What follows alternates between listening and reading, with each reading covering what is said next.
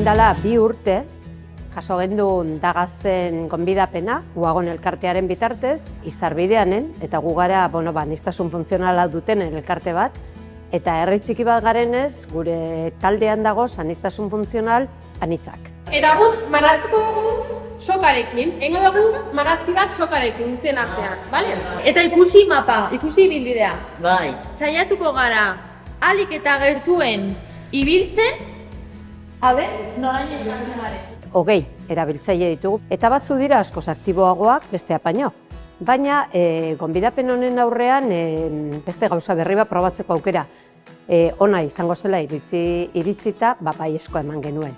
Eta hori, duela 2 urte egin genuen proba txiki bat, 4 saiotan, larunbat goizetan, beste herritar batzuekin. Hori da azken finean nahi duguna. Integrazioa baino gehiago inklusioa, eta orduan izan zen oso esperientzia polita, haientzat ere dena da berria, eta musika eta dantzarekin da, mugimenduarekin da, oso pozik.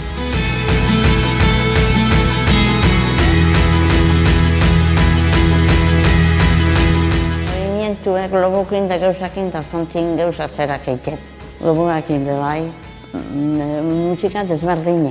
Rima handiago atzaiteko musika. Oso pozik etortzen dira, errepikatu egiten dute erabiltzaile gehienek, noizbehinka mutilen bat edo kolatzen zaigu, ez dira errezak kolako gauzetarako konbentzitzen, baina oso pozik. Orduan, zuzentzen dituena, zuek egin behar dute.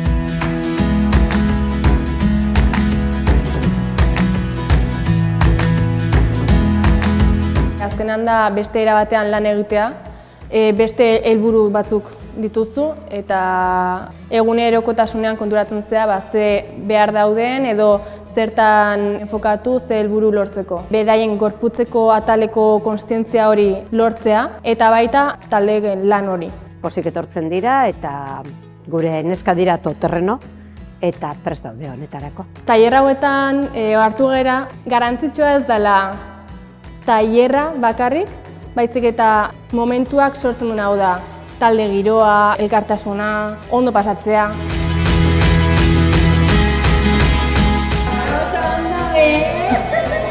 Oso ondo!